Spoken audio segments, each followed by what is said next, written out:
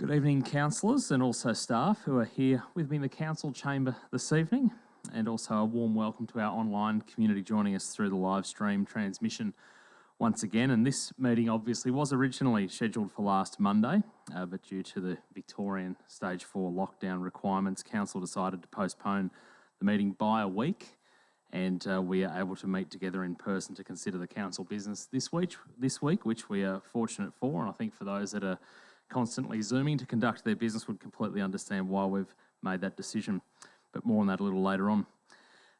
We acknowledge the traditional owners of this land on which we are meeting and pay our respects to their elders past, present and emerging, and to those from other communities who are here with us today, for they hold the memories, the tradition and the culture of all Aboriginal and Torres Strait Islander people.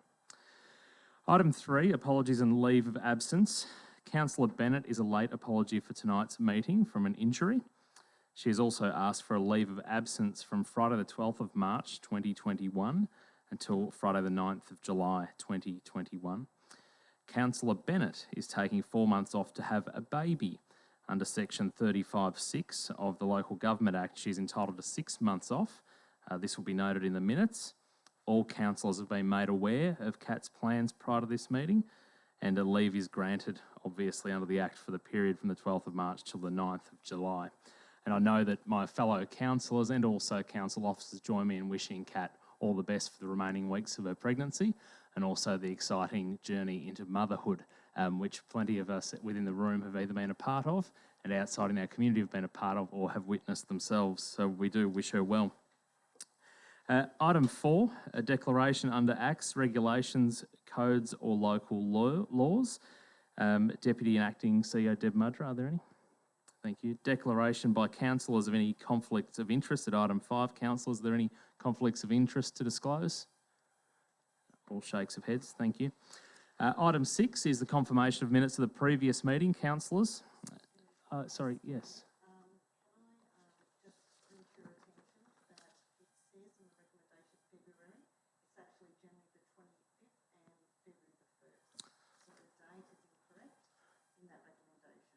All right, thank you, Deputy CEO, Acting CEO. So councillors, you've been made aware of the dates that were incorrect in that report. So the confirmation of minutes of the previous 2 meetings. Firstly, do I have a mover that the minutes of the 25th of January be confirmed? Thank you, Councillor Watson. Do I have a seconder? Thank you, Councillor Simpfendorfer. Does anyone wish to speak against the motion? Motion carried unanimously. We also have the minutes from the council meeting of the 1st of February. Do I have a mover for those minutes? Thank you, Councillor Hall. Do I have a seconder? Thank you, Councillor Quilty. I think your hand shot up first. Does anyone wish to speak against the motion? No. Motion carried unanimously. Item 7 is the delegates' report, of which there are none. Into item 8. The Councillor Code of Conduct, which has been quite a bit of work over a few months for councillors to be reading up on and doing their research, and also a reminder that it is our, I guess, piece of work collectively as a group of 7, although only 6 of us sit here tonight. Councillors, there is a recommendation from the officers on page 7, but do I have a mover? Thank you, Councillor Mildren. You want to make a motion different to the officers' report? Thank you, Mr Mayor. Before we get into the formal motion, I'd like to move that we suspend standing orders to have an open and frank conversation about what this means to us and the community and how it functions and any other things that we might want to say about it. Thank you, Councillor Mildren. Do I have a seconder on the motion to suspend standing orders? Thank you, Councillor Quilty. Councillor Mildren. Thank you, Mr Mayor. Generally, don't debate a request to suspend standing orders, but I think this is such an important issue for us as councillors, for the community, in understanding the level of restriction and level of control that is on councillors through the code and through the Act and how they interrelate. I think it's prudent that we actually have a conversation and openly discuss and debate those things that we think are okay and things that we think might not be the best outcomes, and then reach a decision as to where we should be with this particular draft of the code. Thanks, Mr Chairman. Thank you, Councillor Mildren. I note that Councillor Quilty had some questions late yesterday regarding the proposed code of conduct. Councillor Quilty, would you like to speak around some of those amendments of which the proposed amendments to that code that was in front of us, and what you were hoping to see? I know that you did have some topics there. Councillor Mildren. Sorry, point of order, Mr Mayor. We have to debate the motion on standing orders before we can go into the other bit. Sorry. Councillor Quilty.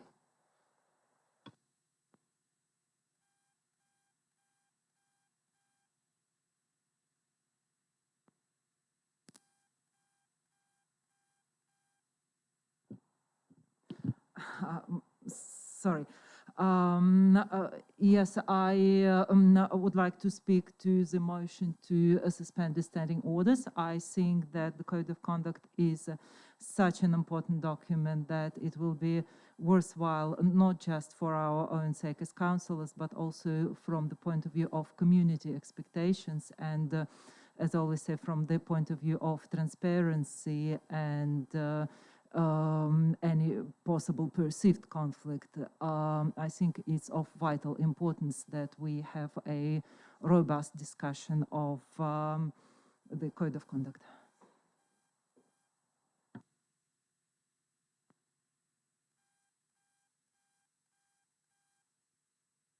So, councillors, I put the motion to suspend standing orders. All in favour? All opposed? Thank you. Motion carried. Councillor Mildren. Thank you, Mr Mayor. The Council Code of Conduct is a very complex document that's been brought about through a range of things. It was an introduction into the previous Act late in the life of the Act, and it's been significantly boosted up in its level of requirements in the new Act that's just been introduced. It's a document that has to be read in conjunction with the two relevant pieces of regulation which sit underneath the new Local Government Act, but most specifically the Governance and Integrity regulation which sits under the Act. There are a whole range of things that are specified in that control councillor conduct and councillor behaviour. To try not to be here all night, but to try and talk about how that fits together, we have an Act of Parliament and regulations done under the Act which specify a whole range of things. One of those things that's specified is that we must have a code of conduct. Now, a fairly standard process, if you like, in drafting subordinate documents is not to repeat what's already in the Act. You acknowledge the existence of the Act and the fact that the Act is the authorising provision for the Code of Conduct, but in my view it's not appropriate to be including swathes of information that is specified in the Act into the Code. My view, the Code should be a document that deals with the implementation of our specific things that relate to the way we wish to interact and conduct ourselves within Wodonga City, both amongst councillors and how councillors relate with staff subject to the decrees that the CEO has the right to make, and how councillors interact with the community and what the role of the councillors are within the community in Wodonga City beyond that's specified in the Act. So I guess I think, well, the other thing that I neglected to say is that the Act specifies that we must adopt this code by the 24th of February, which in reality, when you've got a new council, is a pretty short time span to get your head around everything that's happening, particularly when you've got a new Act that's changing a whole range of things, which makes it even more difficult for even the older councillors that have been here before to actually get their head around the changes and to understand what's going on. I think really we need to sit down and have a genuine workshop to go through what we're doing, what it's all about. I think we need to assess what it means in detail. I think we need to assess how the implications of the provisions of the Act interact with what we say in our code. And I don't think we've done any of that stuff to the level that we need to do it. And that's not a criticism of anybody. It's just a fact of the enormity of what it is we're dealing with. I think the consequences of the code of conduct and how it relates to the Act and how it impacts on such a wide range of operational, no, I won't use the word operational, that has a special significance. I'll say functionality of how councillors do their duties and conduct their roles as councillors. So I think there's a lot of things here that we really haven't got our head around properly. So I see in the way that we have to do something tonight by the 24th to be compliant with the Act, but I'm not satisfied with the document that we've got, or most of the point, not satisfied that we all understand the implications of it, myself included. And I think we need to do something about that in terms of a workshop. Now, how we reach something that gets us around the dilemma of the 24th deadline and being able to genuinely and seriously review what we've got in the current document, I think that's the question that we really need to deal with in what the resolution that we finally come out with tonight looks like. I don't have words to wrap around that. I think that's what we should be talking about now, how we wrap words around that. I've got a whole heap of things running around inside my head, but they're not. It's not something I could say, here's a resolution. So I guess I just want to put that out there and hear what others have to say and see whether that's the course of action we should be doing in terms of potentially bringing it back quite quickly. If we have to adopt something tonight, we adopt what we have to adopt, but to bring it back really quickly so that we can review it and thoroughly understand it. It is possible that we'll come back and say, no, that document's fine, but I think it needs to be done through a workshop where everybody really seriously, genuinely understands what it's all about. Throw it out there from that, Mr. Mayor. Thank you, Councillor Mildren. Councillor Cordell, we'll come back to you because I know you highlighted a couple of specific areas, which I note is only 4 across the proposed documents. If you'd like to speak to those or add further to the debate. Thank you, Mr. Mayor. If I may, I would like to respond to Councillor Mildren's words. Firstly, I would like to outline the as we are talking about the document as it sits in front of us, I would like to take this opportunity to outline the 4 things that I found really good about this document and that I believe that we should not only preserve but should always remember. I'll probably put it on the wall above my desk. And one of the important things is the reference to the overarching overarching governance principles that we are referring to from Section 9 of the Local Government Act.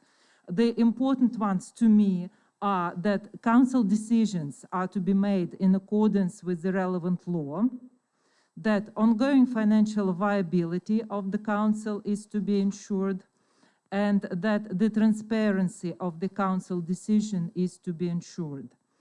The other thing I really like about this code of conduct, and I believe we should preserve, is that nothing in the standards of the conduct is intended to limit the robust political debate. The third thing that I would like to preserve is that individual councillors are entitled to express their own independent views.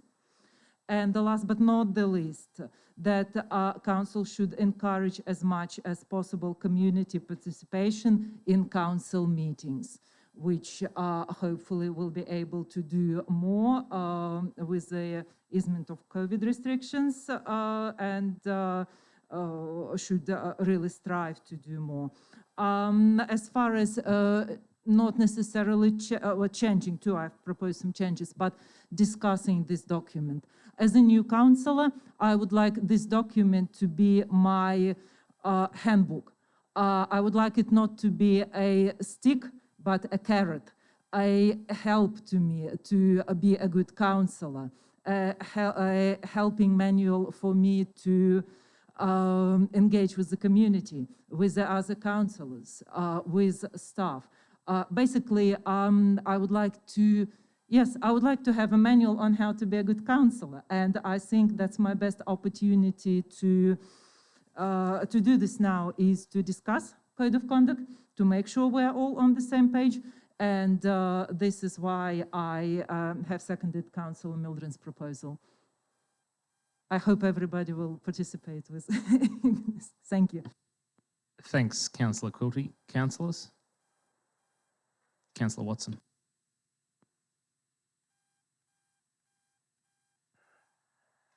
Thanks, Mr. Mayor.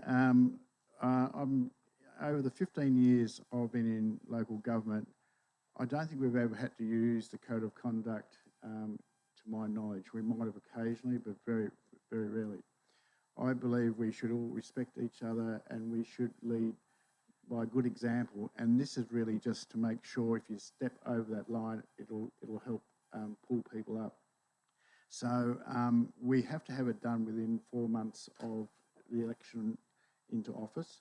So, and I believe what Councillor Mildren wants is to have good debate and clarify anything that's in the code of conduct. But I think tonight we should put it through as it is, and then maybe review it later in the year. We can always review anything in our council term, but I believe we need to get it done with legislation. We need to do it. But I think we just have got to respect each other, respect our staff, respect our community, and we should never have to call upon on this document to clarify or pull anyone up. So thank you, Mr. Mayor. Thank you, Councillor Watson. Councillor Hall? Yeah, just a couple of things. Look, I believe the code of conduct should be as easy to follow as possible, especially for new councillors. You know, to be over this fully. I think we probably do need a workshop to sort of go over each, you know, different item that's listed. It's something that you sign to, and it's basically like a legal document. And you know, in comparison to state and federal behaviour, it's very strict. But you know, I agree with John in as far as there's an element there that people do respect each other and you know, respect their position. And I think most people do. Putting their hand up to be a councillor do honour that. But my view is always to keep things simplistic, and my view is also that the Local Government Act does provide that as, you know, information, or that law that we have to abide by, and I'm sort of in the mind of just following that and maybe just referring to that in our document as our code of conduct. Thank you, Councillor Hall. Councillor Simpfendorfer. Thanks, Mr. Mayor. I agree a lot with a lot of what most of the other councillors are saying around the table, and certainly Councillor Watson, I do agree with you in saying that we have to potentially, by the Act, we have to pass something the next couple of days. So on that point, I guess the question without notice is that how long do we have to review this? I think you mentioned about we can review it any time, so it may be something for us to consider, and I'm all for a workshop, but you know, the timelines have been there for us all to deal with for quite some time. I think a workshop is a good idea. Legislation, believe me, as everyone will know, is complex, but our code of conduct is certainly something that's taken very seriously, and to the highest standard is what everyone expects of us, there's no doubt. But as long as everything aligns, I note there's some small amendments, and that happens all the time, but I think we should hopefully be in a good space to move something tonight to comply with the Act, and then if it needs a more robust workshop, then I'm up for that as well. Thanks, Councillor Simpfendorfer. Acting CEO Deb Mudra, did you just have a response to Simpfendorfer's question around timings in terms of how we'd go about reviewing? Thank Thank you, through you, Mr Mayor, sorry. I just want to respond but highlight a couple of things in my response. First of all, this was given to councillors. This is a councillor document. It's their code of conduct, your code of conduct. It's not our code of conduct. It was given to councillors in December. I think we would have been positioned much better tonight had we started these conversations and had these workshops in December, in January, even in February. Unfortunately, we didn't receive any feedback. We received council quilties that we are going to discuss tonight. So I think in terms of the timeframes, yes, we are tied up on timeframes, and it would be preferable to have something that was passed tonight, and we can review that over the next 3 months, the next 2 months, and then bring it back again to councils to adopt a revision or a revised version of it. So it would be good, yes, to have this passed tonight. There can be certainly part of that motion that says it comes back in a certain time frame after councillors have the opportunity to workshop it. Thank you. Thank you, Deputy CEO, Acting CEO, Deb Mudra.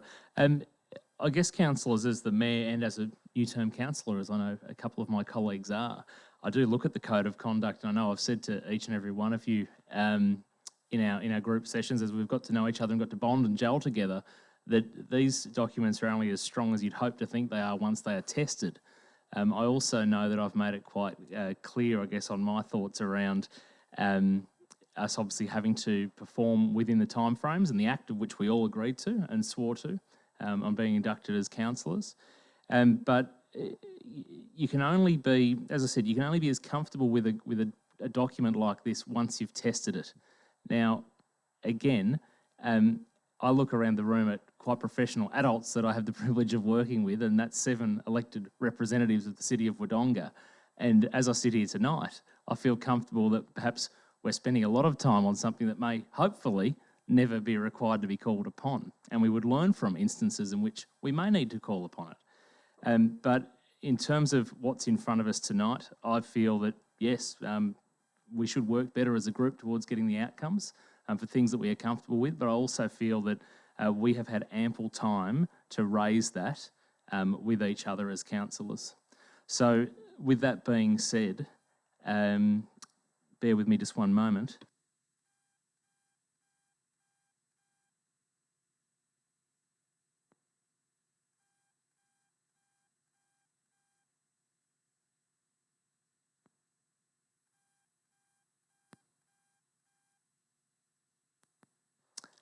Thank you, Councillor Mildred. Oh, I'm on. Thank you, Mr Mayor.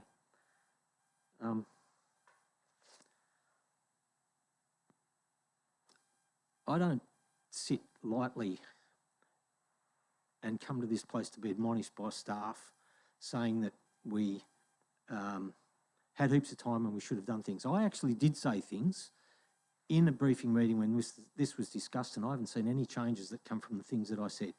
So that's my first point. This business about we've had heaps of time, so therefore, you haven't done anything, therefore it's going to go through the way it is, that's by implication, doesn't sit well with me either. I don't know whether this is the best document we can get or not, because there's so many things we should be talking together about, not one person sending off an email and doing governance by email. It's not the way you do business. It's not the way you do transparent governance, and it's not the way you do things. It's completely foreign to the way I see that we should be operating. Having said all those things, I think, and I said this initially, we need to adopt something tonight, and that something probably has to be what's the written document attached to the report. I've been frantically trying to scribble words here, and it's all over the place, but things that might put it together and listening to what's been said. And I think if I've picked up what's been said somewhere near right, we should be adopting this tonight with an inclusion in the resolution that we have a workshop, I'll say within 2 months, and then bring back whatever the changes, if there are any, bring them back to the April council meeting.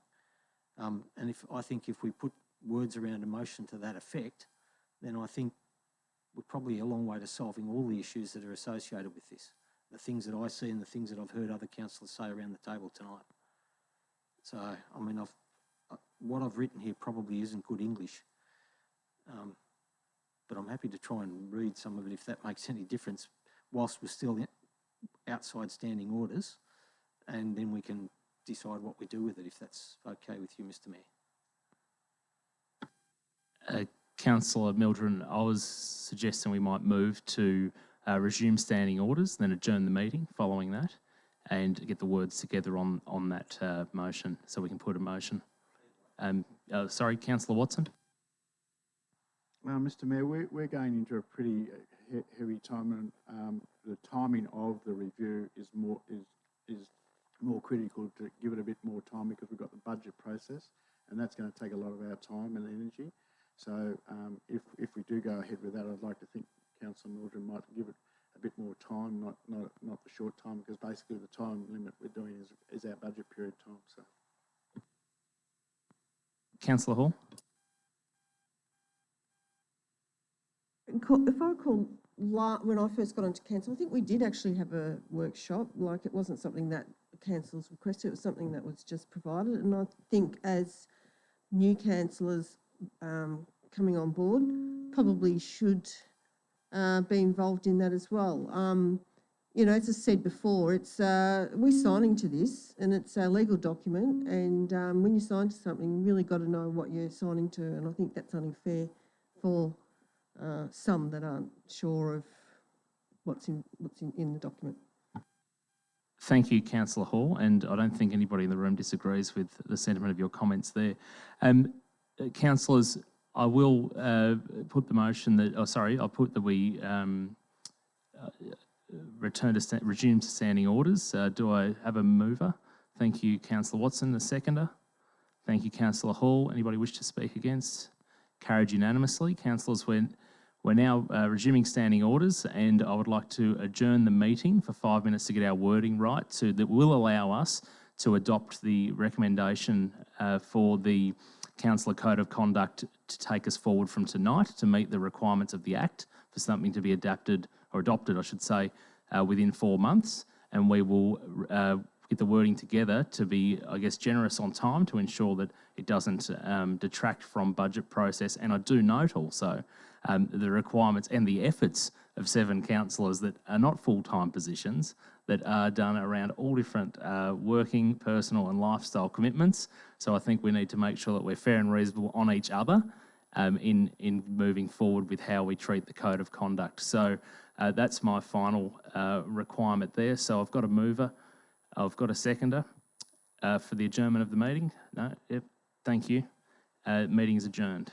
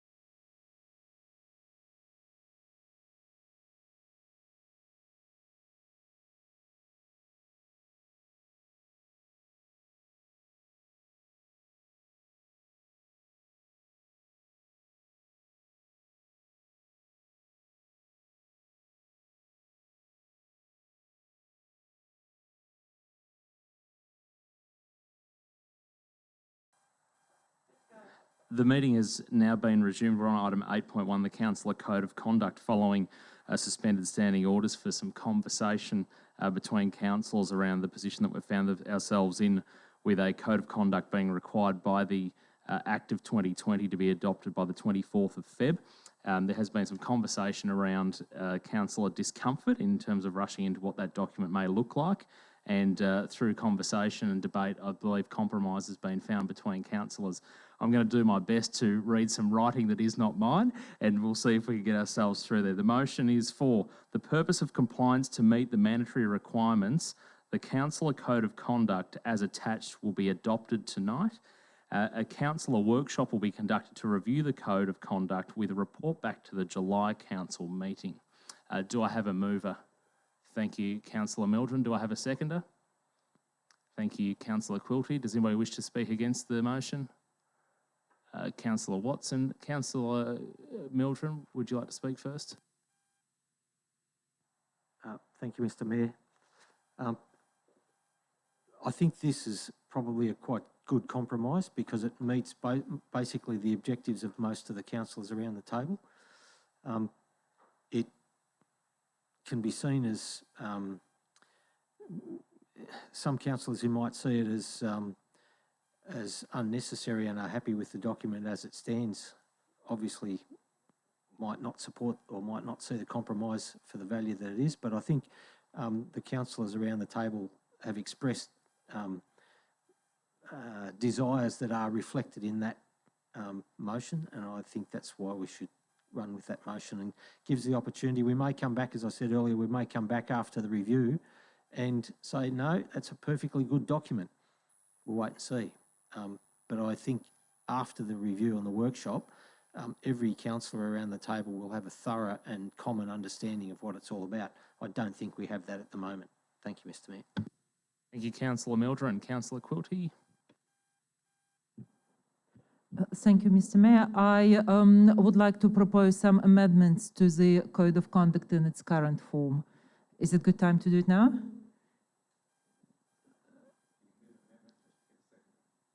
All right.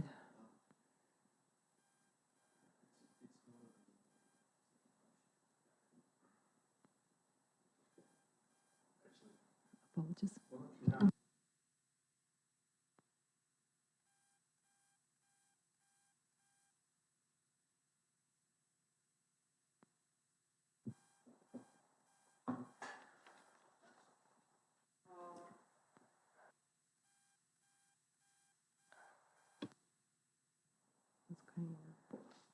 Yes, sorry, I mixed up the procedure. There are a number of words in the current Code of Conduct that I would like to change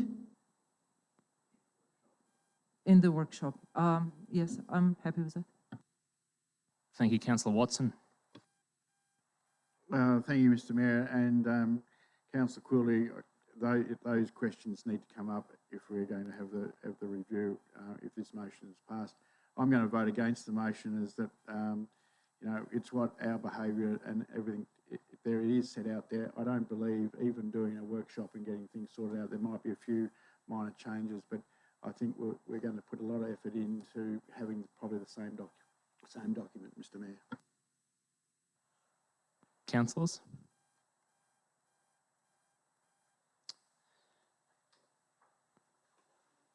All right, I put the motion as read by me earlier. All those in favour? All opposed? Thank you. Motion is carried.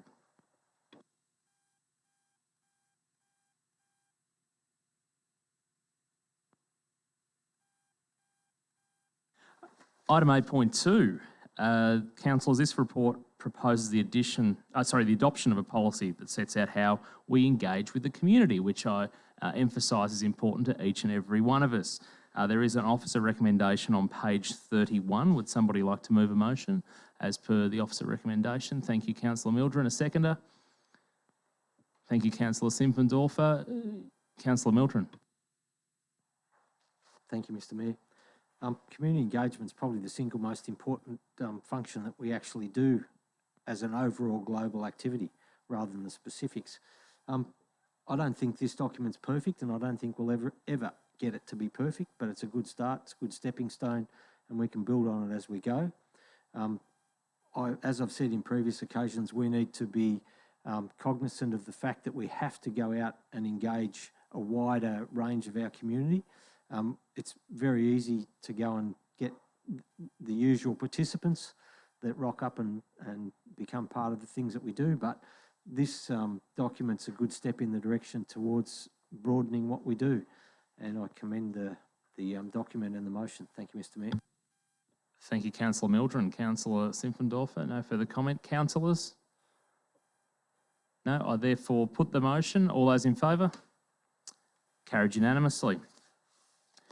Item 8.3, the Section 223 process, public auction of industrial estate land. And councillors, this report provides feedback on the public consultation undertaken as a result of the council's proposal to sell land at Logic.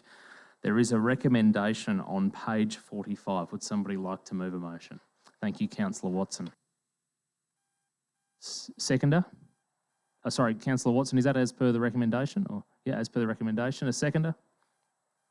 Councillor Simpfendorfer. Councillor Watson. Well, thank you, Mr. Mayor, and I did want to propose a different motion to the motion before us tonight, but after going back through it all, the things through the document and what the officer's report is, I'm very happy to go that way now. But I do thank the staff very much for reviewing and taking a bit further after our briefing session, and I'm happy to put forward that motion. Councillor Simpfendorfer. Councillors? Councillor Mildren? Thank you, Mr. Mayor. I can't support the motion that's been put before us. I think there's a whole range of other issues, and I think there's, in the very simplest of terms, there's more benefits for council not to sell this piece of land at the present time. I think there's potential benefit to council to have a think about exactly what it is we want to achieve out of this land, why we purchased it in the first place. There's a whole range of issues associated with the lease that we probably should have a different discussion about at another time, or maybe this is the right time, but there's a whole range of issues that are associated with this that I don't believe this resolution or this motion adequately addresses. So, Mr. Mayor, from that point of view, I have to vote against this motion. Councillors? Councillor Hall. Look, I'm not going to support this motion either. Look, it's been back and forward to cancel over a number of years. I think, having really thought about where we stand with this, I think we're probably in a better position to try and go back to square one and not sell the land off. So I'm with that view. Councillor Quilty.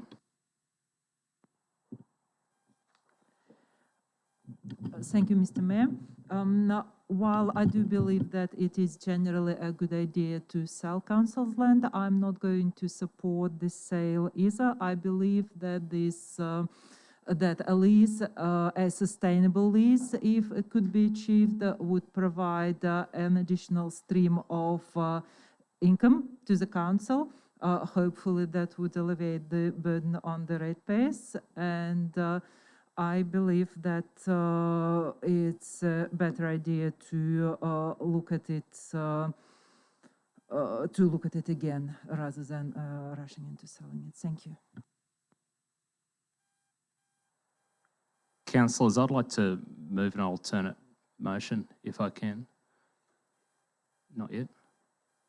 Okay. I'd like to foreshadow an alternate motion. We'll see if I get a seconder. Outlined in the report in front of us, councillors, was an option under option 3. and that was that following the public notice of November 11, 2020, inviting submissions under Section 223 process of the Local Government Act 1989 on council's intention to sell the land in certificate of the title volume 10969 folio 730 and part of the land contained in certificate of title volume 11640 folio 180, known as the corner of Tom Tanner's Road and Lady Franklin Road, Barnawatha North, Vic 3688. The council resolves not to proceed with the sale of the land. Point 2, the CEO to negotiate the terms and conditions of a revised lease with the current lessees of the subject land, Wodonga Solar Power Proprietary Limited, and with any revised lease to be subject to a decision of council to give notice of its intention to revise the lease of the land, and which in turn would be subject to a community engagement process under either sections 190, that's 190, and 223 of the Local Government Act 1989, and under section 114 of the Local Government Act 2020, whichever applies at the time.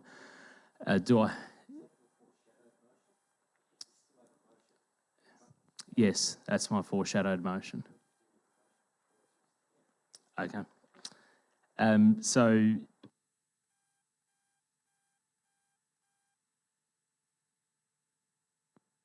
I put the motion as per the officer recommendation, as per moved by John Watson, seconded by Councillor Simpfendorfer. All those in favour? All opposed? All right, motion defeated. My foreshadowed motion now comes into play. Do I have a seconder? Thank you, Councillor Simpfendorfer. Would anybody like to speak against the motion? Since Simpfendorfer was seconder, I moved. Would anybody like to speak against? You'd like to move an amendment, Councillor Meldrum. Thank you, Mr. Mayor. I'd like to move an amendment to the motion. I'd like to delete the second part as put, as read, and I'd like to include a new part 2, which is a meeting be arranged with Wodonga Solar Proprietary Limited and the Mayor and 3 councillors, which we'll nominate before we pass the motion, if it goes to that, and the CEO to discuss renegotiation of the existing land lease and a report be made back to council for resolution in respect to the actions and processes as applicable to any proposals for lease alteration.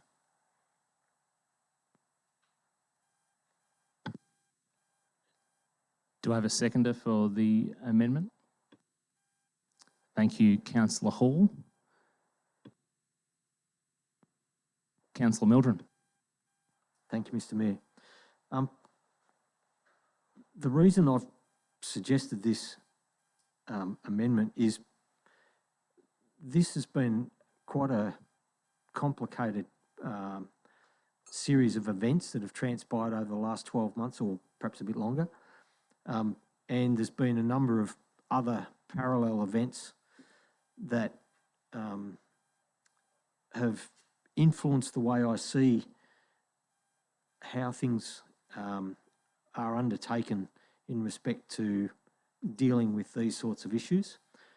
And I'm of the view that it's prudent that councillors have a more closer involvement in these sorts of strategic matters, because this is long-term strategic in terms of a whole range of aspects of what transpires at Logic. Now, I recognise that this piece of land is outside of what has traditionally been seen as the Logic Industrial Estate development area, and it was purchased as a buffer area to protect the Logic development area. So therefore the uses and things that can be associated with it are different. And that's why I think it's acceptable for what's transpired in terms of the solar proposal that's yet to be put in place. I mean, we've got a planning permit in place and we've got a lease in place. It's only a matter of the leasee now taking up the activity. I shouldn't say only a matter, because there's a whole range of other things that are associated on the commercial side of that need to be lined up before it can happen. But I think that sort of use is a good use of the buffer land. Now, my concern, and the reason I put this in, is I think we need to be closer to the action in relation to how this gets negotiated. That doesn't mean to say that we do the nuts and bolts. It just means we deal with the higher end conversations that are had with the leasees in terms of the conversation that needs to be had about the lease. And I think putting it back to the CEO is almost like saying more of the same. And that's not being critical, that's just facing a reality of where we sit today. And I think we need to get control and take a greater level of influence and activity in dealing with these sorts of things, and in particular this sort of thing at Logic. Thank you, Mr. Mayor. Thank you, Councillor Mildren. Councillor Hall?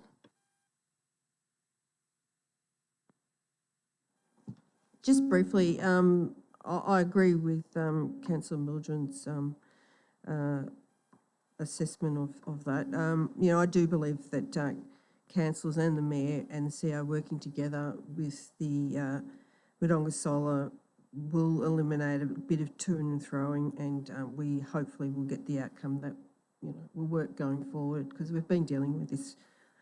You know, it's going back and forward, things have been falling through, and I think having a more hands-on approach from a council's point of view will probably be the better outcome in the end.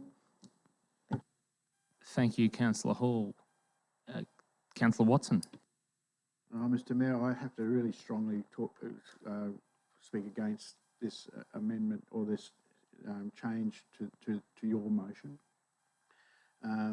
As Councillor Mildren said, you know, not to get too close to the action, we could set a terrible precinct here by getting involved with negotiating. We have a very good CEO and a very good staff that negotiate on our behalf. We're here for strategic planning of our city and our future thinking of our city. We're not here to be the negotiators.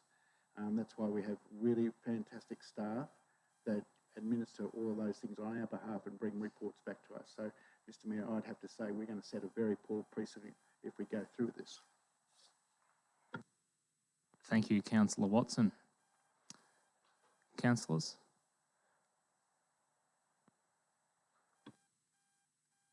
Councillor Quilty. Thank you. Thank you, Mr. Mayor, and thank you, Councillor Watson. I would like to partially support. I would like to support Councillor Watson in saying that we do have very talented and hardworking CEO and staff, and I believe that the reports provided to us show a lot of details and the history of how this piece of land was dealt with to start with. However, I believe that there is a lot of benefit, and from the strategic point of view as well, in having this discussion and renegotiation of the lease as proposed, because we are not just looking at selling a small piece of land, we are looking at a whole precinct logic. And even if the particular piece of land is on the outskirts of the precinct, we still need to bear in mind the big purpose of this huge project that councillors entered before us, and that we will carry on, and councillors after us will carry on. And every piece of land, no matter how big or small, we still have to bear in mind the big purpose, how it serves our big purpose. And I believe the matter is not operational, and I believe it's not us councillors becoming salespeople. It's us councillors participating and looking at negotiations and at the conditions, bearing in mind our big strategic purpose that logic serves. Thank you. Councillor Simpfendorfer.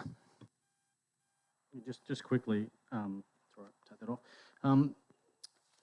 Sorry, playing a bit of catch up, but I think that second point that Councillor Mildred made, I'm just not sure. I think, like Councillor Watson, that we need to be putting ourselves in the position of.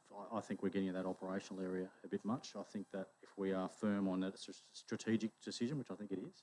That with clear direction to the CEO as to where we stand as a collective and what we want for that area, then that negotiation discussions is an operational matter that the CEO could come back to us with reports as to where that stands. So I'm not sure I'm comfortable with the councillors being in that part, but otherwise certainly renegotiation I do support. I'm just not quite there yet on us getting down into that negotiation. I think it's operational.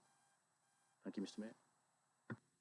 Thank you, Councillor Simpfendorfer. Deputy and Acting CEO Deb Mudgery, if I could just pose to you a question that's just come out of my thinking here, just listening to the conversation between councillors.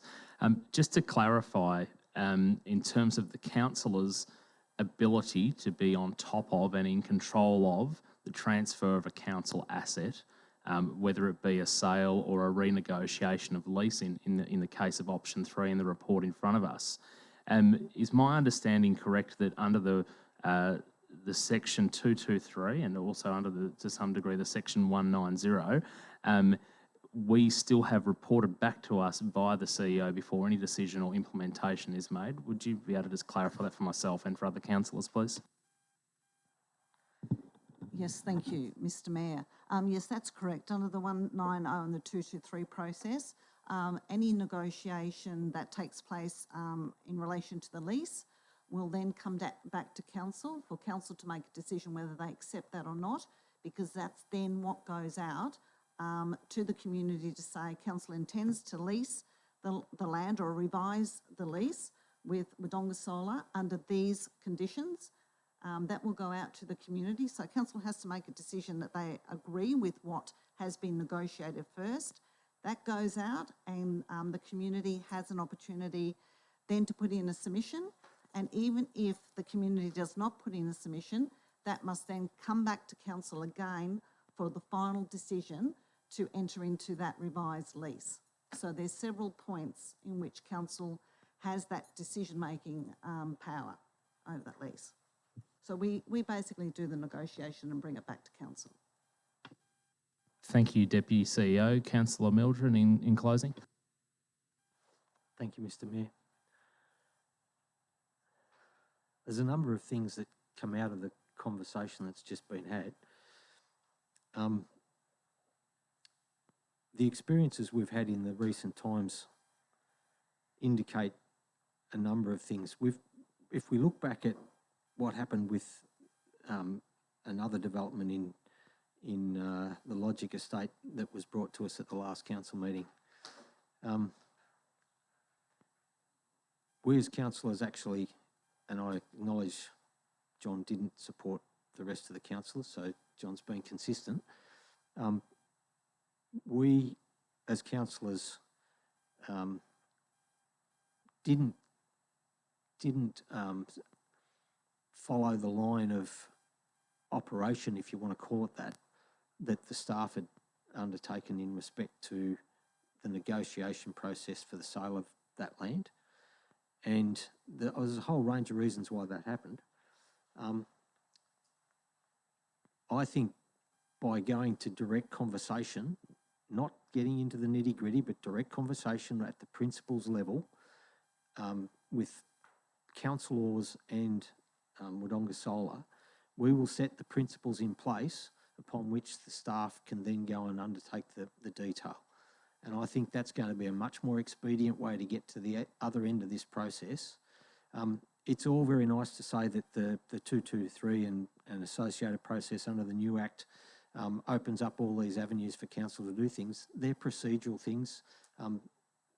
That's the procedural stuff that needs to be done. What happens in the conversations and the setting of principles that lead to that is a whole different issue. And we're charged with the responsibility to control those sorts of activities.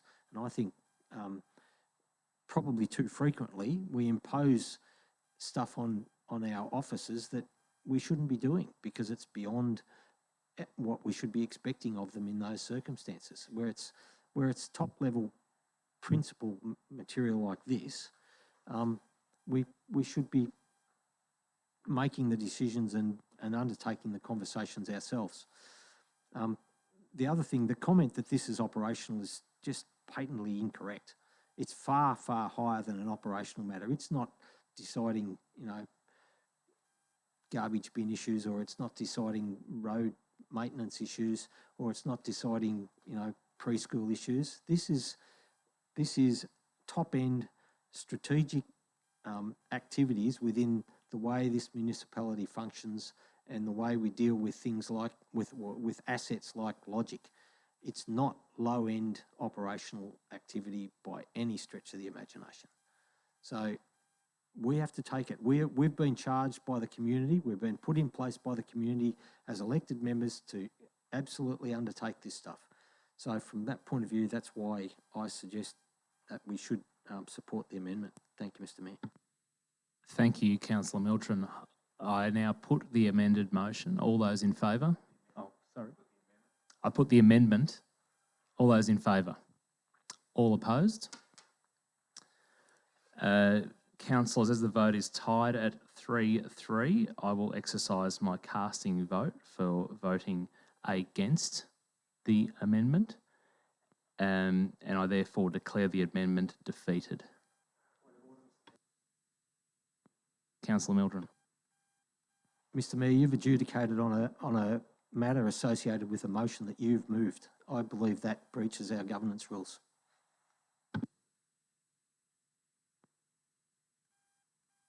Councillor Mildren, can you cite the governance rules, please? Mr. Mayor, off the top of my head, I don't have it, but I can look it up if you want to adjourn the meeting for 5 or 10 minutes to do it. Thank you, Councillor Mildren. Can I have a mover to adjourn the meeting? Thank you, Councillor Quilty. A seconder? Thank you, Councillor Mildren. Meeting adjourned.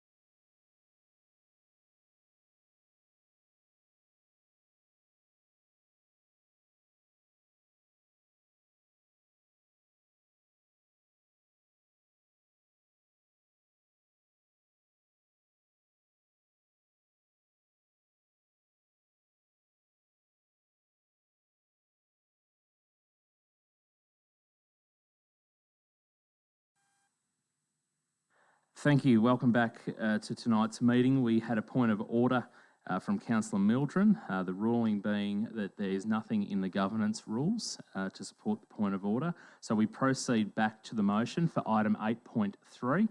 And the motion was as outlined in the council report on page 50 of 282 under option 3. Council resolves to not sell the land and to negotiate the terms and conditions of a revised lease with Wodonga Solar Power Proprietary Limited. Councillors, we return to the debate. Did I have anybody there to pick up?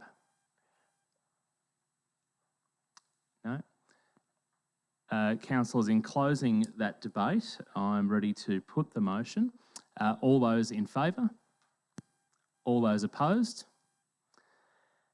Councillors, as the vote is tied 3 apiece, I will exercise my casting vote by voting for the motion. I therefore declare the motion carried at item 8.3.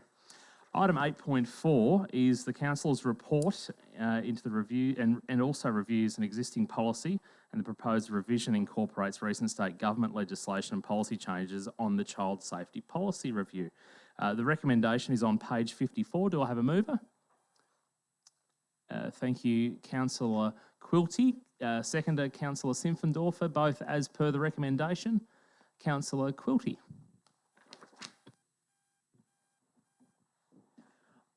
Thank you, Mr. Mayor. I have nothing to add here. Councillor Simpfendorfer. Councillors? Thank you. I therefore put the motion. All in favour? All opposed? It was carried unanimously. Thank you. On to item 8.5, the Sport and Recreation Victoria Funding Program. Councillors, this report provides options and recommendations of projects for the 2021-2022 Sport and Recreation Victoria funding programs. There is an officer recommendation on page 68. Would somebody like to move the motion? Thank you, Councillor Watson. As per the officer recommendation, do I have a seconder? Councillor Simpfendorfer. Councillor Watson. No further comment, thanks, Mr. Mayor. Councillor Simpfendorfer. Oh. Thank you, Mr. Mayor. No, the report speaks to itself. I think it's we all know what's going on down at the Birralee and exciting times for the town, but the report speaks to itself. Thank you, Mr. Mayor. Thank you. Thank you, councillors. Councillor Watson, nothing further to add. Okay, I'll therefore put the motion. All in favour? Carried unanimously. Item 8.6 is a donation request from Albury Wodonga Regional Foodshare. Councils, this report presents a request from that organisation for $3,000 to go towards the Nourishing Foodshare Community Pantry Project. There's a recommendation on page 105. Would somebody like to move a motion? Thank you, Councillor Watson. Is that as per the recommendation? Yeah, do I have a seconder? Councillor Simpfendorfer. Councillor Watson. Thanks, Mr. Mayor. We are in really times of hardship with COVID-19 and a lot of things going on. So helping out with the Albury Wodonga Regional Food Share Community Pantry Initiative is an important thing. But in future years, it would have to be reviewed, I think. But more than happy to donate $3,000, and I believe Albury City are doing something similar. Councillor Simpfendorfer. Just to reiterate those comments, I think, from Councillor Watson. Yeah, things are a bit tough at the moment. I've been lucky enough to see firsthand some of the work part of these groups did on Boxing Day, just here at the Cube.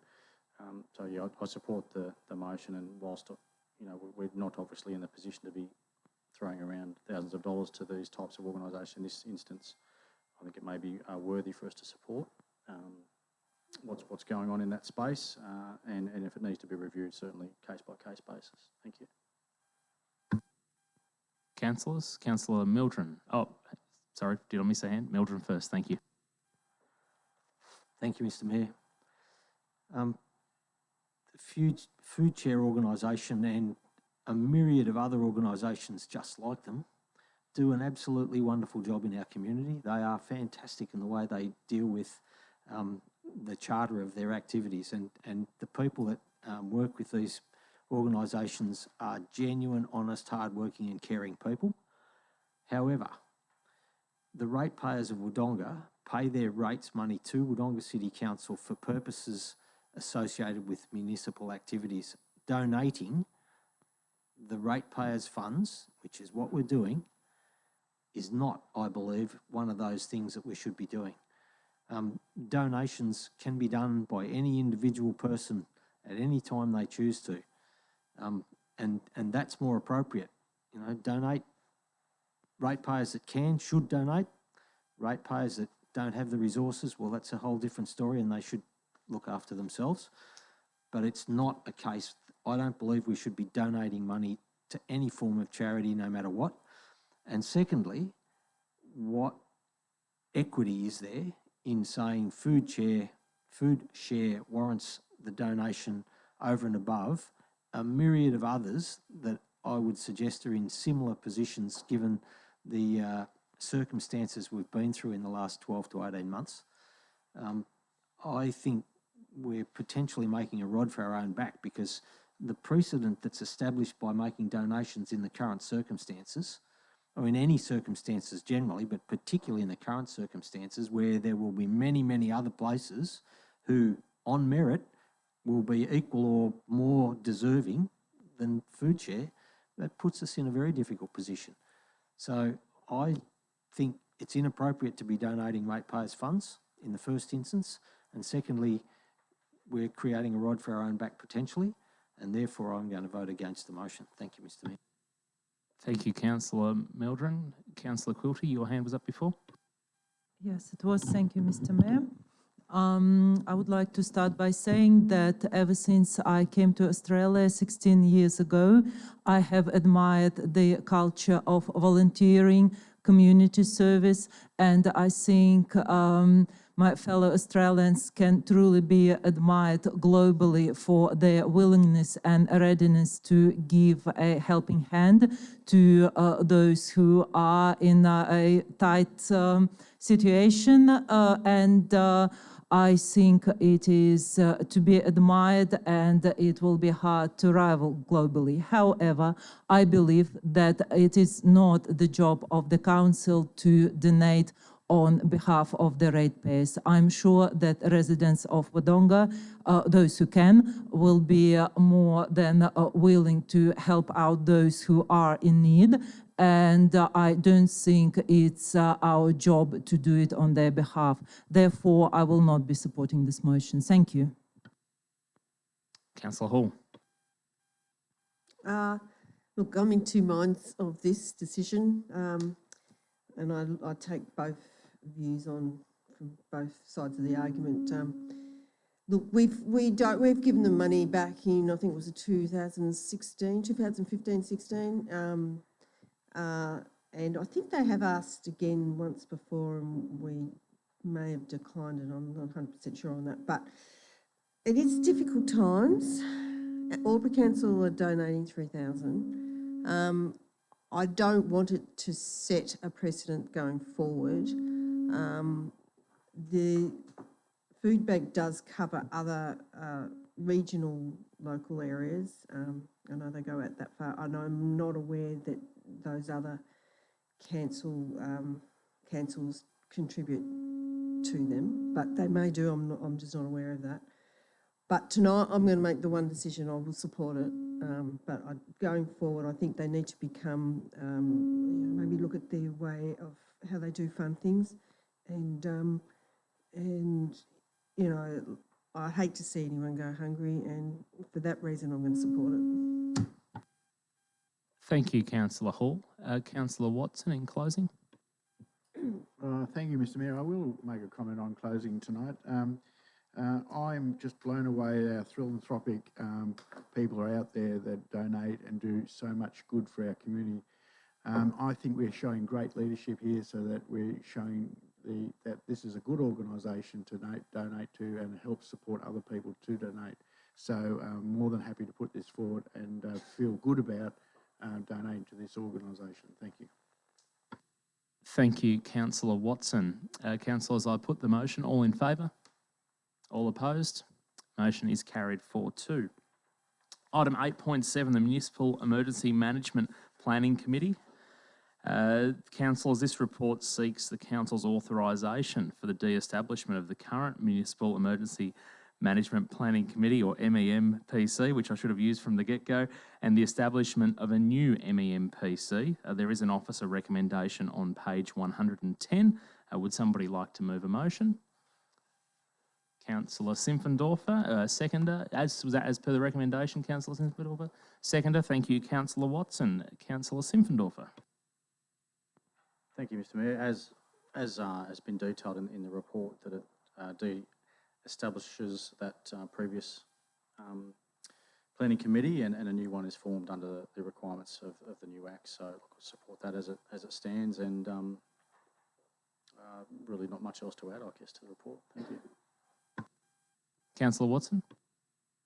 Councillors, any comment? Thank you, Councillor Mildren. Thank you, Mr Mayor. This is another example of the state government changing the system and changing the rules. We don't really have a choice in what we're doing in this. It's basically set down under the new system and the new rules.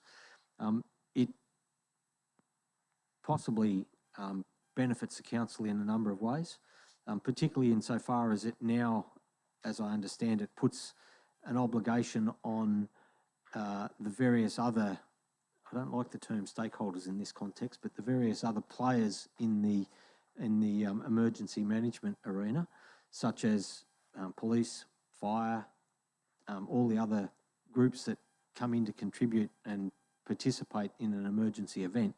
It places some responsibilities onto each of those to manage their own affairs and their own processes in association with the planning activities. So from that point of view, I think that's a good thing. It probably takes a little bit of authority away from the council.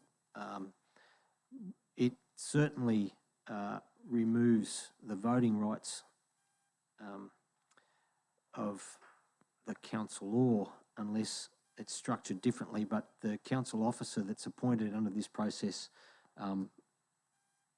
is the chair and has the rights that are associated with the person in the chair. So just changes it from a councillor to an officer and then puts the officer in the chair. And that's okay. I think there's probably a whole range of other consecutive things that will come as a consequence of this, but overall I think it's probably going to result in a stronger outcome for emergency planning, which will be coordination across all the various bodies that are players in an emergency event. Thank you, Mr Mayor. Thank you, Councillor Mildren. Councillor Simpfendorfer in closing. No further comment. I therefore put the motion. All those in favour? All opposed? None. Carried unanimously. Item 8.8, the Wodonga Hills Strategy, proposed deferment of the advisory committee and strategy review. Councils, this report proposes that Council defer the establishment of a new Wodonga Hills Advisory Committee for the purposes of undertaking a review of the Wodonga Hills Strategy. There is an officer recommendation on page 113. Would somebody like to move a motion? Councillor Hall, is it as per recommendation? Or microphone, please, Councillor Hall.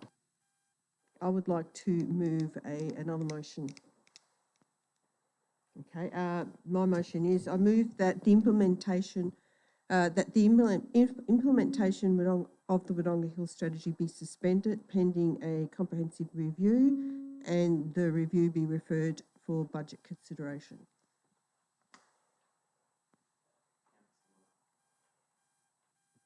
Thank you, Councillor Hall. And seconder in Councillor Mildren.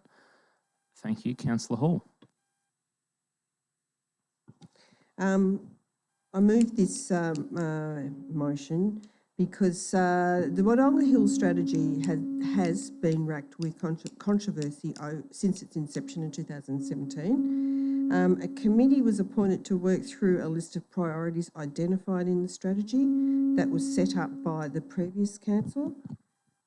Towards the end of the prior council's term, a resolution was adopted to set up a new committee in 2021.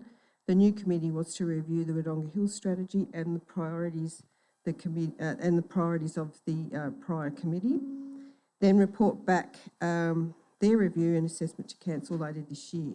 I believe that, well, what I might just add, I must add that the last committee did have some issues around its time of engagement. One was the ability for the committee to achieve a regular quorum at the meetings. This was later addressed by Council towards the end of the committee's engagement and become an issue at Council as to whether the quorum at each meeting was fully achieved. Therefore, there was questions over the priorities that were set by that committee. In the end, they did have the quorum to approve their priorities back to Council, but I think because of the issues over the past with not achieving the quorums, there was a lot of discussion out there in the community that were they legit. So I believe that we need to have the implementation suspended.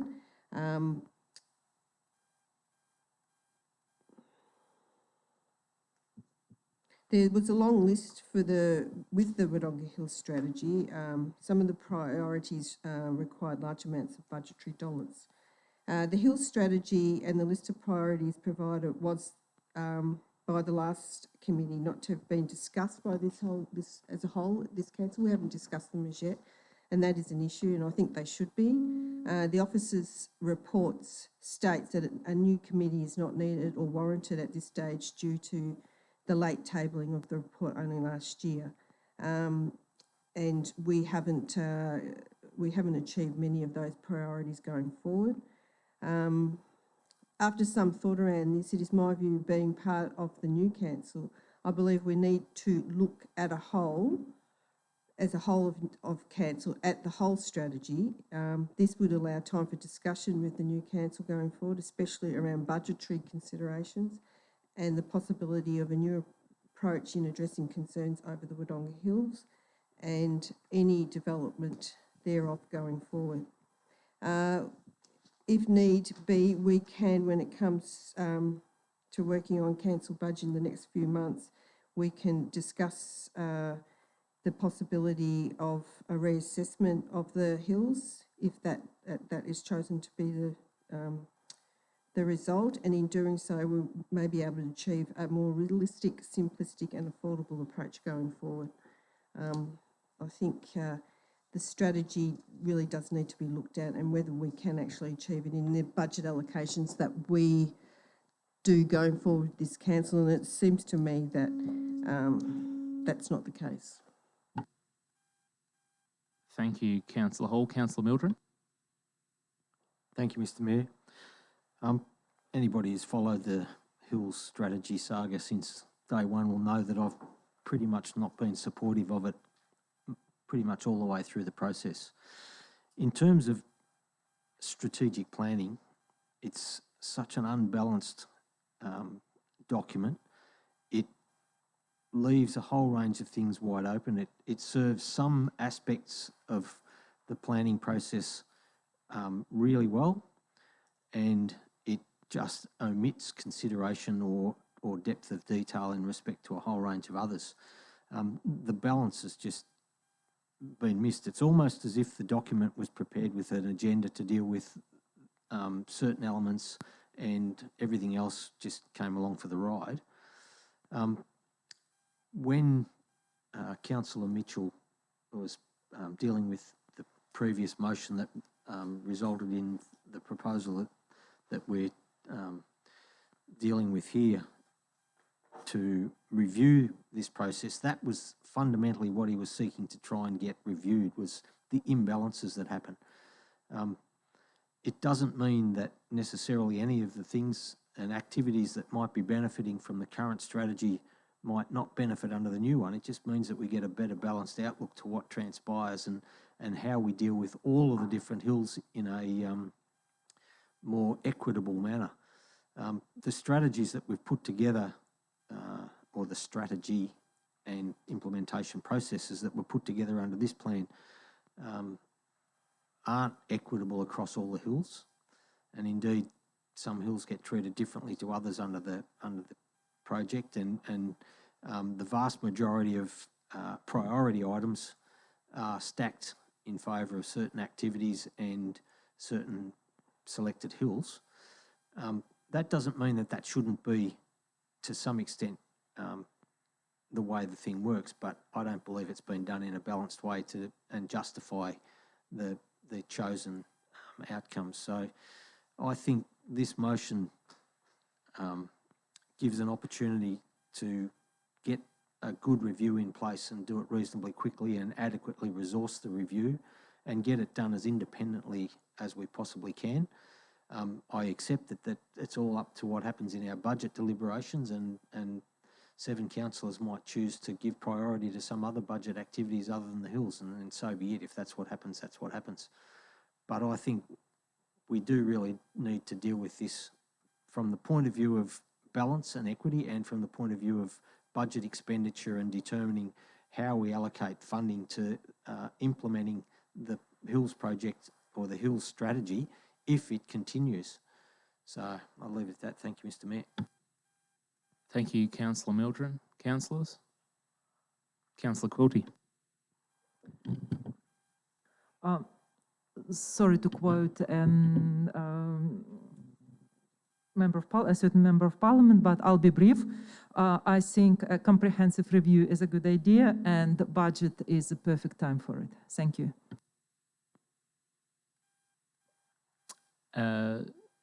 Councillors, just before I turn to Leon, our Director of Planning and Infrastructure. Thank you, Leon Schultz.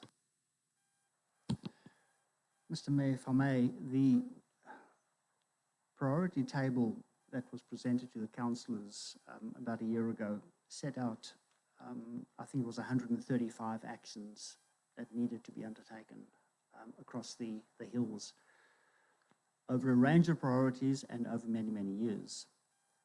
Now, I think if I understood the motion put by Councillor Hall was that implementation of the strategy could be ceased. Now, if that's the case, I'd ask about our Blackberry program. Do we cease that as well, which is an action and a priority within the strategy? Do we stop our erosion control and remediation works on the hills? These are ongoing works that occur on a regular basis. Do we stop working on the threatened species habitat enhancement program? Do we stop revegetation, Mr. Mayor, of the Phil Timber Creek creek line? Do we stop native vegetation offsetting on the hills? What do we stop? What do we do? I'd like some responses to those, please. Councillor Mildren. Thank you, Mr. Mayor. That's getting close to entering the political debate. Many of the things that have just been mentioned, whether or not they're forming part of the documentation in the strategy, suggests that they should be good land management practices anyway. And if we're managing our land, then I would have thought those things would have been budgeted for in a different manner and not restricted to falling under the category of the strategy. That worries me. It worries me if we're structuring our management processes in that way. In terms of offsets, I don't see how offsets could possibly even be close to something that should be akin to the strategy for the hills, when offsets are things that relate to land development around the area and are opportunistic by nature. How you can apply those things into a strategic plan and make it an important implementation function.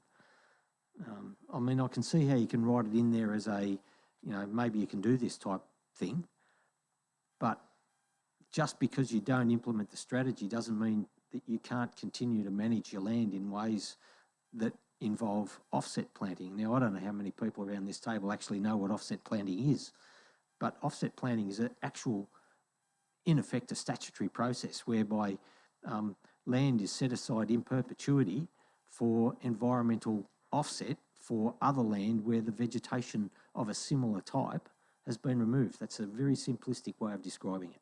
It's much more complicated than that. You need to do all sorts of other activities and programs and documentations to lock these things in place. And I do recognise that it's an opportunity for council to garner some income. And it's a good opportunity and we should be doing it, but I don't see how it can be intrinsically part of the implementation of the Hills strategy. I find that a political conversation rather than a technical one in the context of that. Now, some of the other things that Officer Schultz has mentioned are valid in terms of some of the programs that he rattled off at the start. They may well be valid programs that can only be applied through a strategic planning exercise for the hills. But if it's management of our land, we have to manage the land no matter what sort of strategies we've got in place. All sorts of things are going to come up in relation to our land, irrespective of which strategy might apply. We've got to manage our land. It's a responsibility that comes with the fact that we are responsible for that land. Thank you, Mr. Mayor. Thank you, Councillor Mildred. Deputy and Acting CEO Deb Mudra. Just a question from myself, if possible. The financial impact, I'm just mindful of the fact we've sort of gone away from the report area, all very valid conversation, I believe, and a valid motion in front of us. But just in terms of what the financial impact would be, I know this will have been budgeted in the past for the strategy, what it costs ratepayers perhaps to head down this path, and also, I guess, if we were to tonight say we're suspending it, what sort of, I guess, flow-on effects that may have to the next budget process. Thank you, Mr. Mayor. I think from my recollections from the last one, I think it was in excess of $100,000 for the strategy development. Leon might have more of a more accurate estimation of that. I guess if, councillors were to make the decision they wanted to review the strategy, then it could be referred to the budget process, in which case we would have time to be able to have a look at what that cost might be, so that councillors could make a decision whether or not they wanted to spend that much money on the strategy review. So I guess it's about, are we stopping the strategy, through this resolution tonight and then referring a review to the budget, or are we going to just refer to the budget, that we look at how much that would cost, that we want to undertake the review and then refer to the budget to get it costing, and for councillors to make the decision through that process whether they want to allocate whatever that fund is to the budget. It's a roundabout way of saying it, but it will be it'll be quite a load in terms of financial and staffing resource, and that will be a decision councillors will need to make.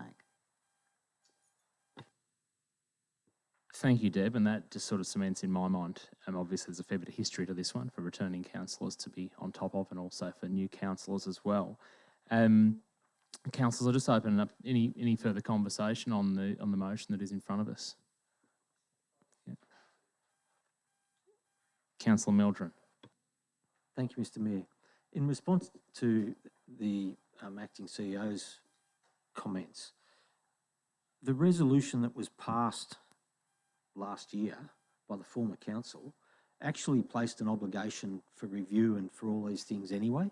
So that's already in the system, and things that we would have to accommodate. So it's not as if we're imposing a bigger burden on the budget. We're just changing how it's going to be structured and what it might mean, and putting all this stuff for actual funding to the budget process, to ratify it specifically, I guess.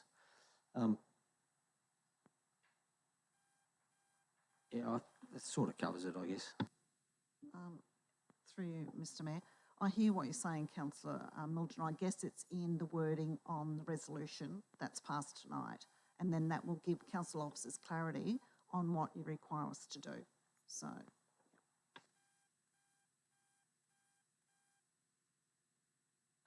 Councillors, any further discussion? Yep, thank you.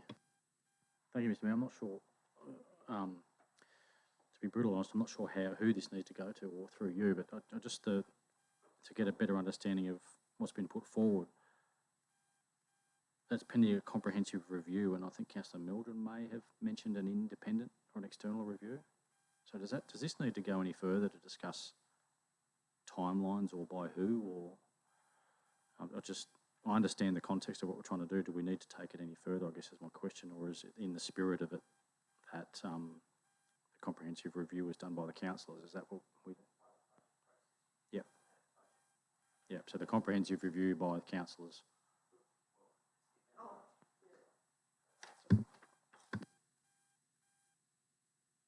Thanks, Councillor Mildren.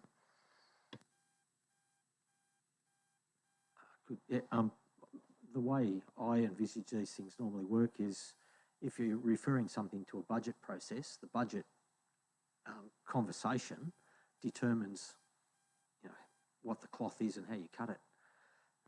It determines what the review would look like. The word comprehensive can mean many things. So I'd say it would be determined through the budget process. If the budget process came back and said, oh, we're going to give it, megabucks, then so be it. It'd be a big project. If the budget comes back and says it's going to be $100,000, then it's a $100,000 project, and that the cloth gets cut to fit it. And that's the budget thing is a way of looking at these things in prioritisation with a whole range of other things that go with it. So you get an equity look at how it all structures and fits together. So that's why I think the budget bit's probably the right answer. Thank you, Mr Mayor. Thanks, Councillor Mildren. Councillors, I'll just go to Councillor Hall in closing. Look, it was to be suspended pending a comprehensive review, which is something that, as council, we would discuss. And as Councillor Mildren said, we would decide on, I suppose, from advice how much we would be prepared to spend on the comprehensive review.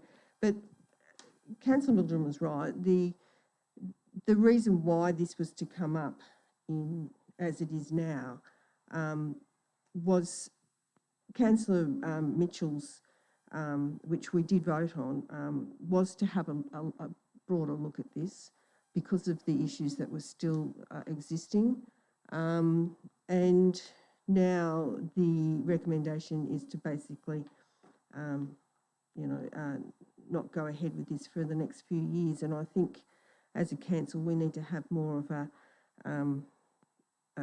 this new council needs to have probably more of a say on where we go forward with this strategy. What sort of money we want to allocate to it in our budgets going forward, and what do we want to address as a council on our hills. I just think it should be, my view when I said that it should be realistic, simplistic and affordable.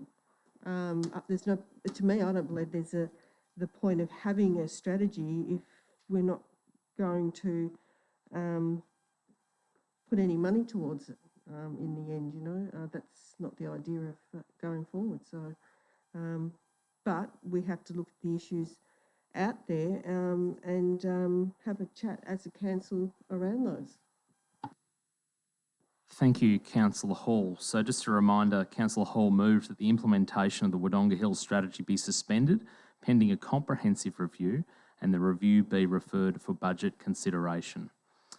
I put the motion. All those in favour? All opposed? As we have a 3-3 vote tie, I'll exercise the casting vote by voting against the motion. Therefore, I declare the motion defeated.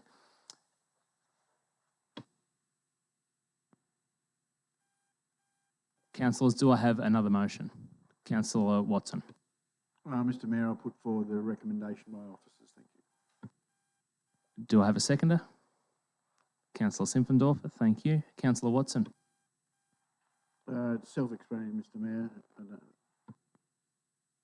Councillor Simpfendorfer? No? Other councillors? No? All right, I therefore put the motion as per the recommendation. All in favour? All opposed? Yep, can call division.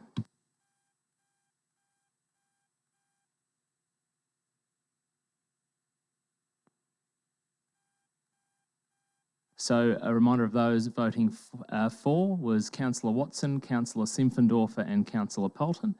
Those against were Councillor Quilty, Councillor Mildren and Councillor Hall.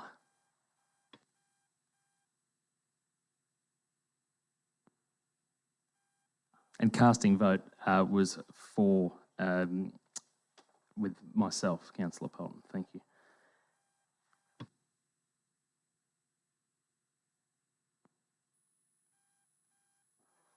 All right, item 9.1, the postponement of the council meeting. As required by the governance rules, the CEO has provided a report on this exercise of power to postpone a council meeting. Councillors, a recommendation on page 118. Would somebody like, thank you, Councillor Watson, as per the recommendation moved. Do I have a seconder? Councillor Simpfendorfer, does anybody wish to speak against the motion? Motion carried unanimously. Item 10, councillors, once again we have 6 reports for information. None of these require a council resolution, so I'll move through them quickly, but please, as always, stop me if you'd like to speak to a report. 10.1 is the finance report for January 2021 on page 120.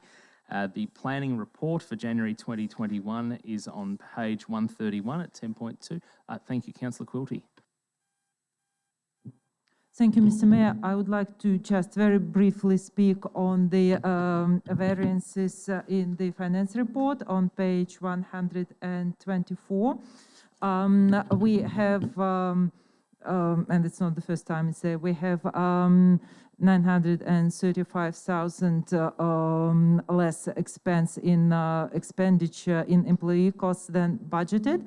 And they are for various reasons. Some of them are unhappy reasons due to cuttings of various events and closing venues because of COVID.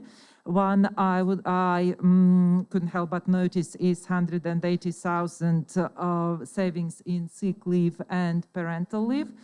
And while it is up to council and the operational matter how the employees work, but I think it's a great idea when it comes to budget to look at various savings and that we can achieve. And it will be a great idea to look at the smaller expenditure in the budget and see if we can achieve some savings. And I wonder if we can achieve some savings by learning things from COVID and perhaps finding the new ways of working and procedures, and whether we can, as an ongoing thing, save some ratepayers' dollars by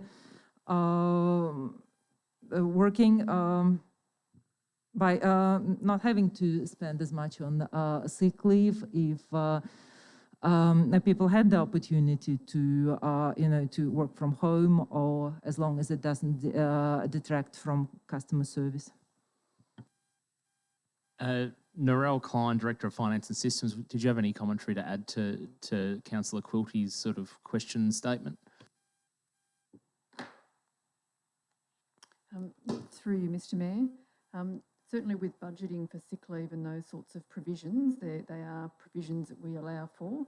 So that certainly created a saving because we haven't spent so much on actual sick leave. But when it comes to budgeting, you would need to at least budget for the provisions under the employment agreement that we have with our staff. So we have to, same with any full-time position, salary positions, if we've actually got a full-time position, we have to budget that we spend that salary. Even if that position might be vacant for part of the year, when we adopt the budget, we need to assume that somebody is going to be there for the full time. So that's probably one of the things in the budget that you wouldn't necessarily adjust.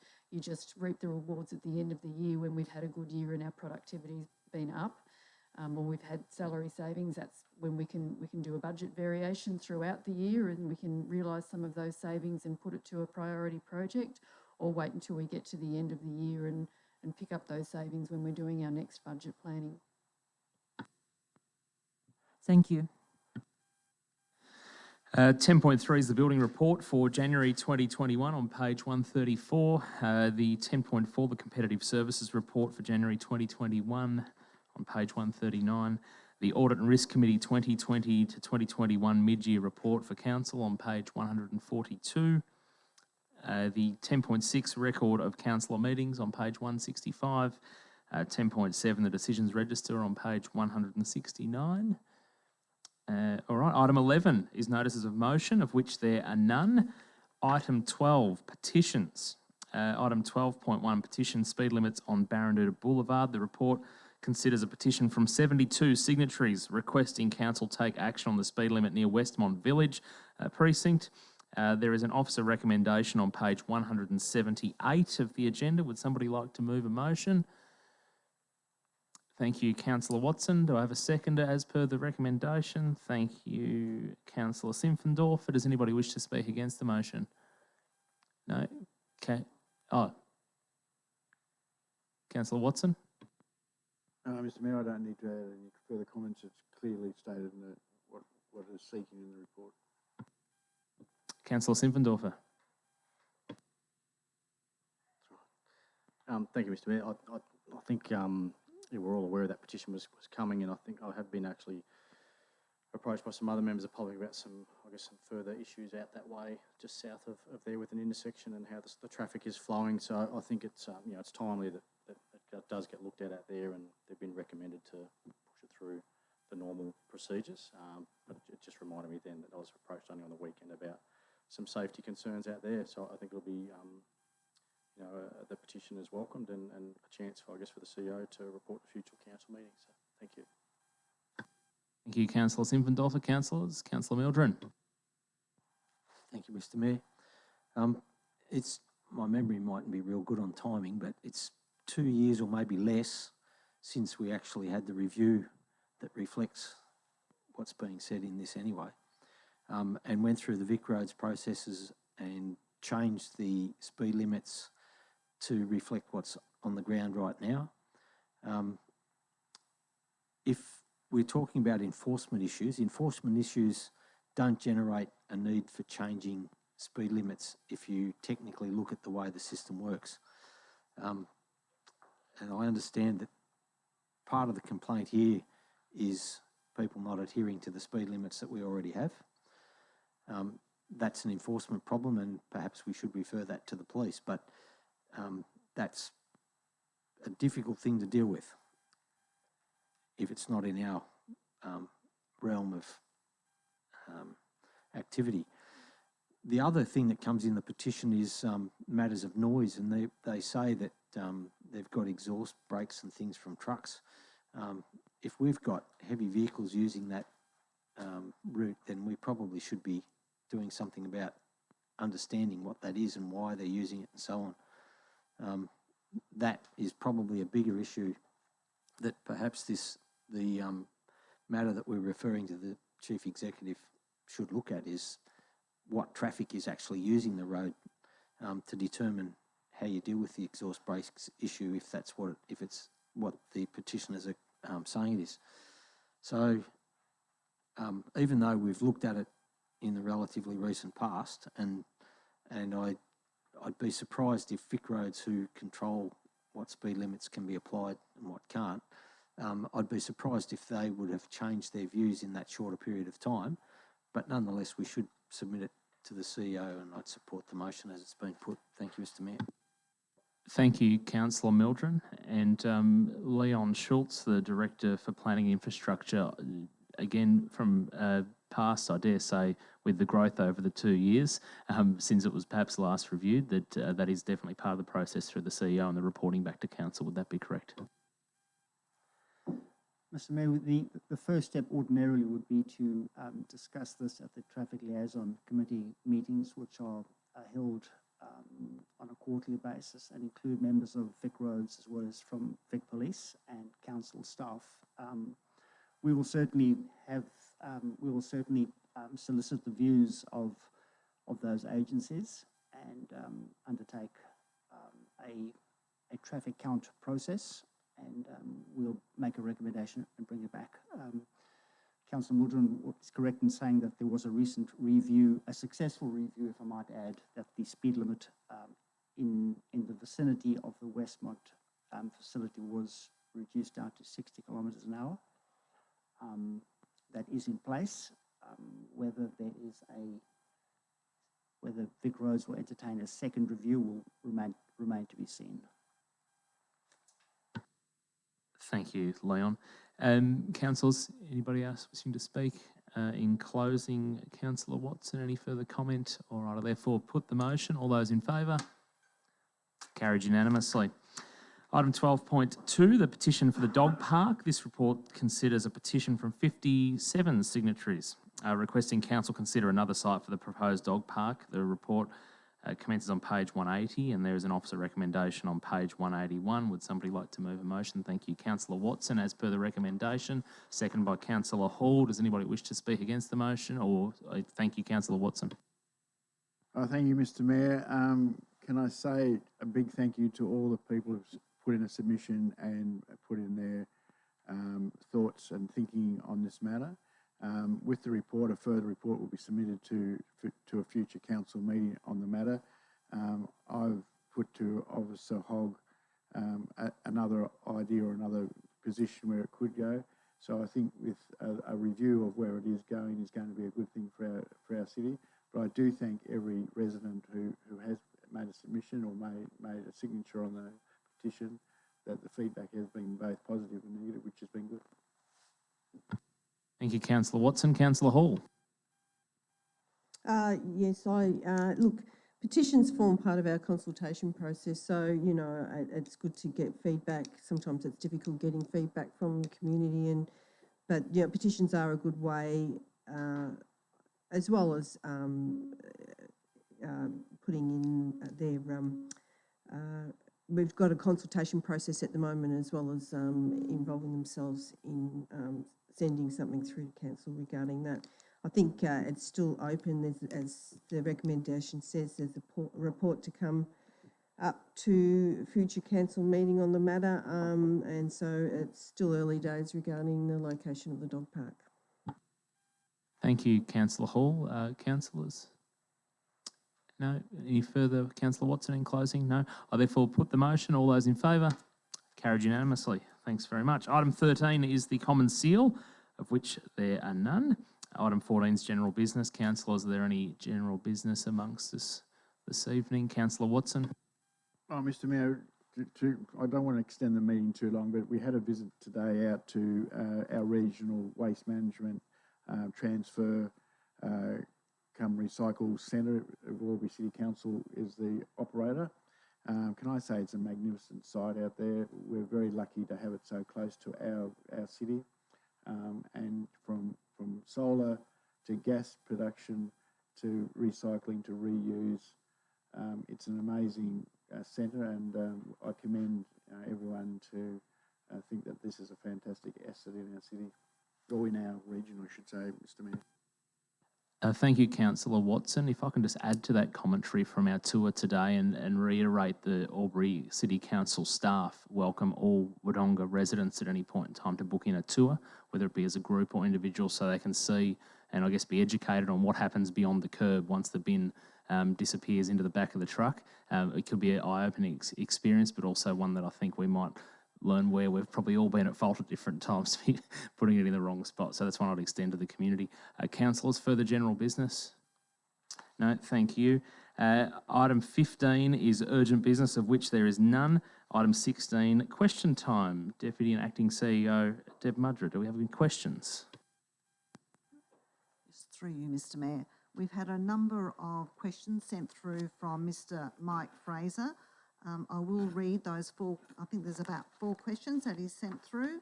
The first one is, as part of the 2019-20 year-end financial adjustment, a total of 15.3 million of unspent capital expenditure was carried over into the 2021 financial year. The January finance report presented at tonight's meeting has a year-to-date expenditure of 10.4 million. Does this mean that only 2/3 of the project not completed in 2020 have been finished 7 months into the next year, and no projects from the 21 budget having been started. The second question is, can you provide a breakdown of the year-to-date spend in the 2020 carryover and the 2021 budgeted projects? The next question is, the current full year forecast has a capital expenditure of 40.2 million with 10.4 million spent to date. Does council, staff and councillors believe that this forecast will be achieved? If not, what is the current indication of the level of carryover we might see at the end of the year?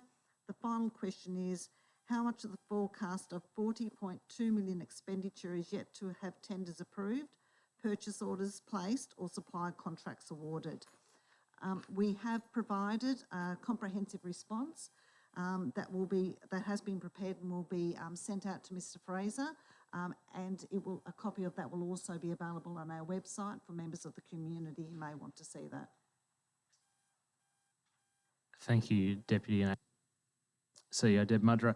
And I note that a copy of those questions and also the responses were supplied to all councillors earlier today, much earlier this morning.